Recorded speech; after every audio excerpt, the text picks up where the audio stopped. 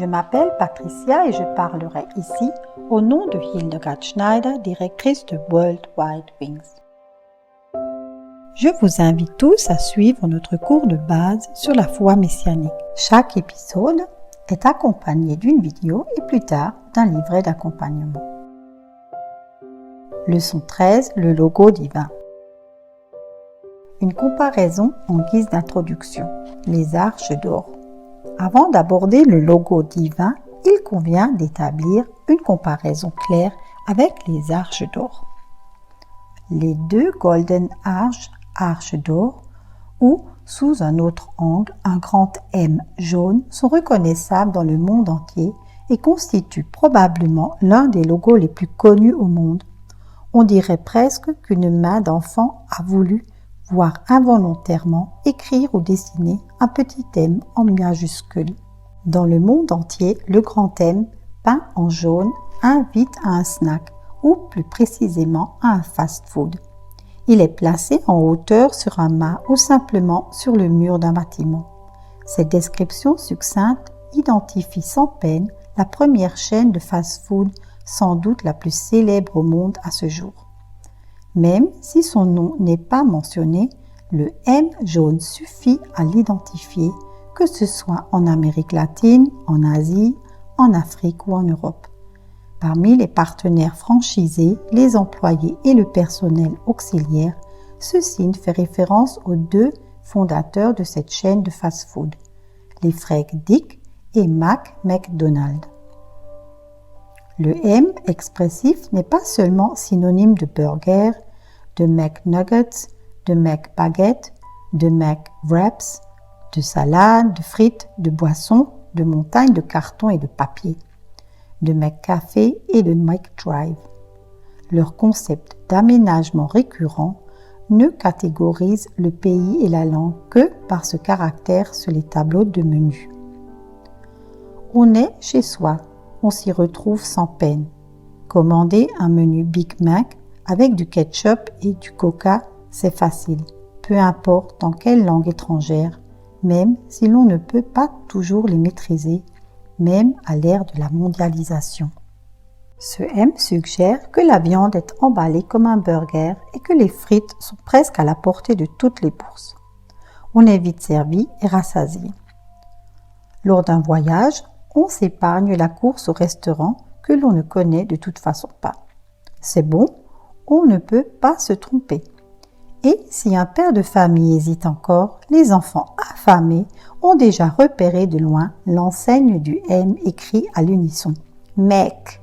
Le père s'avoue une fois de plus vaincu et se console en pensant à prendre un repas plus sain sans montagne de déchets plus tard. Imaginons maintenant le même concept avec un espace de jeu individuel.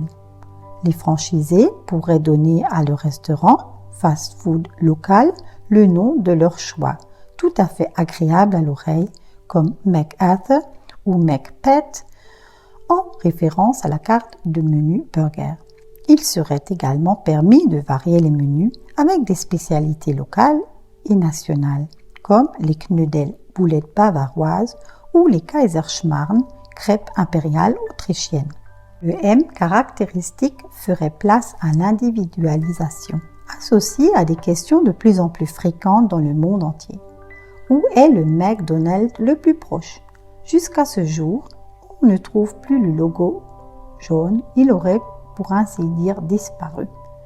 Peut-être jusqu'à ce qu'un successeur visionnaire rêve d'une chaîne McDonald's et tombe sur le Paléo M dans les archives de l'entreprise. La restauration de la chaîne ne serait possible que s'il parvenait à ce que les managers renoncent à leur individualisme au profit du grand M jaune d'origine, extrêmement évocateur, synonyme de qualité et d'image uniforme, écrit dans une police de caractère enfantine. Le logo divin. Si les grands de ce monde, comme McDonald's par exemple, ont des symboles significatifs, une seule lettre, un simple M peint, combien plus riche et plus fort devait être le logo divin de Yahweh. Son signe ne représenterait pas simplement une idée, comme dans notre exemple une chaîne de fast-food, mais un concept global. Unique, impossible à copier. Son action serait résumée de manière à ce que chacun puisse la comprendre, qu'il sache lire ou non.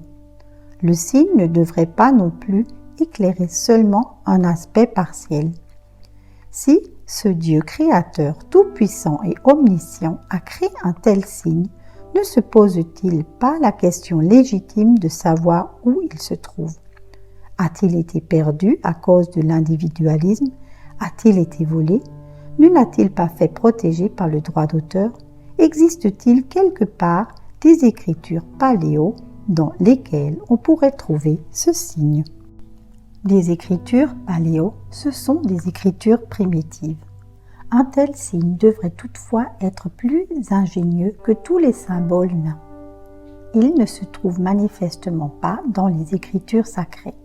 Sinon, il serait connu, du moins dans aucune des traductions courantes, mais peut-être dans l'édition originale. Seules des personnes maîtrisant l'hébreu pourraient alors le découvrir. Mais cela ne remplit pas le critère selon lequel tout le monde peut le trouver et le comprendre. Peut-être existe-t-il une sorte de script paléo-hébraïque avec un signe dans un langage visuel compréhensible pour tous. Et nous trouvons effectivement ce que nous cherchons. Moïse a écrit les 5 premiers livres dans ce langage imagé paléo-hébraïque. Et surprise, dès la toute première phrase, 2 lettres qu'on ne trouve dans aucune traduction. Un aleph et un taf paléo-hébraïque, qui représentent une tête et une croix dans ce langage imagé originel. C'est clairement identifiable comme tel. On ne peut s'empêcher d'être étonné. Cette unité, tête et croix, apparaît environ 7000 fois de manière autonome dans les écritures paléo-hébraïques et également dans les écritures hébraïques. Rien que le chiffre 7000 devrait attirer l'attention. Et ce signe n'a jamais été repris dans aucune des traductions que nous connaissons. Ce simple fait est très frappant. J'allais oublier de mentionner qu'il est certes été repris dans l'hébreu moderne, précisément par les lettres Aleph Taf, mais avec une explication si aberrante. Ce signe, cette unité de la tête et de la croix, est censé indiquer un objet direct. Cette explication ne peut sans doute être proposée qu'à ceux qui n'ont pas fait des études. Le fait est que cet Aleph Taf apparaît également devant des objets indirects et qu'il n'est ni présent dans des chapitres entiers, ni devant aucun objet dans ces chapitres. C'est très étrange, mais significatif. L'Aleph Taf est le signe de l'alliance divine. L'Aleph Taf est le signe de l'alliance divine commenté au chapitre 3. Dans les 5 livres de la Torah, Moïse a toujours utilisé l'Aleph Taf comme signe d'alliance, c'est-à-dire qu'il a souligné l'idée d'alliance par le signe de l'Aleph Taf. Plus précisément, il a souligné que l'alliance avait toujours été conclue avec lui, en Yeshua dans l'Aleph Taf. Ainsi, en Genèse 4, verset 1, Adam reconnut sa femme, Aleph Taf, Rava. En Genèse 17, verset 9, et Elohim dit à Abraham, et toi, tu garderas mon Aleph Taf alliance, toi et tes descendants après toi, pendant leur génération. Dans Exode 7, verset 2, alors Yahweh dit à Moïse, entrez chez Pharaon et dis-lui, ainsi parle Yahweh, laisse partir mon peuple Aleph Taf pour qu'il me serve. En Exode 12, verset 17, observez donc l'Aleph Taf faite des pains sans levain. En Exode 12, verset 13, mais le sang sera pour vous un signe sur les maisons où vous serez. Et quand je verrai le Aleph Taf sang, je passerai devant vous. En Exode 14, verset 16, mais toi, lève ton bâton Aleph Taf, et tends ta main Aleph Taf sur la mer et fends-la afin que les fils d'Israël marchent à sec en terre au milieu de la mer. Et encore un passage très intéressant du Shema Israël. Deutéronome 6, chapitre 4, verset 5. Écoute Israël, Yahweh est notre Elohim, l'Éternel seul, et tu aimeras Aleph Taf Yahweh, ton Elohim, de tout ton cœur, de toute ton âme et de toute ta force. Avec cette très petite sélection parmi les 7000 passages Aleph Taf, on peut conclure très clairement que si le signe d'alliance Aleph Taf avait été inclus dans les traductions bibliques, on n'aurait jamais eu l'idée que Yeshua, l'Aleph Taf, ne serait apparu qu'après 2000 ans. Yahweh a conclu une alliance unilatérale avec les habitants de la terre et attend qu'ils acceptent son offre.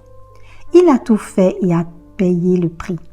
Ils peuvent entrer sans effort dans l'alliance par la grâce. Quand a-t-il préparé cela? Avant la création de ce monde. Et comment? Par l'agneau qui a été immolé avant la fondation du monde. Apocalypse 13, verset 8. Comment peut-on arriver à cette conclusion?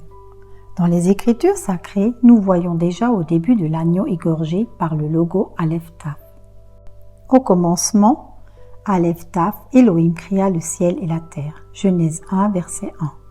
Le signe d'alliance, le paléo-hébreu Aleph Taf, dans cette première phrase du récit de la création signifie: l'Aleph représente la tête, la force, le chef, le premier, et le Taf représente le signe ou une croix, c'est-à-dire que l'Aleph, l'échelle, le premier, pose un signe.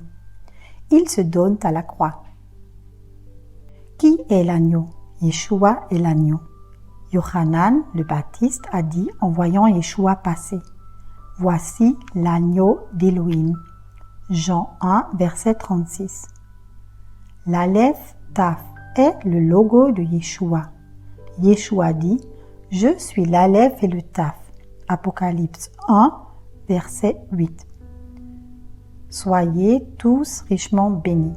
Je vous remercie pour votre écoute et vous invite à nous rejoindre sur Facebook Éveil Messianique.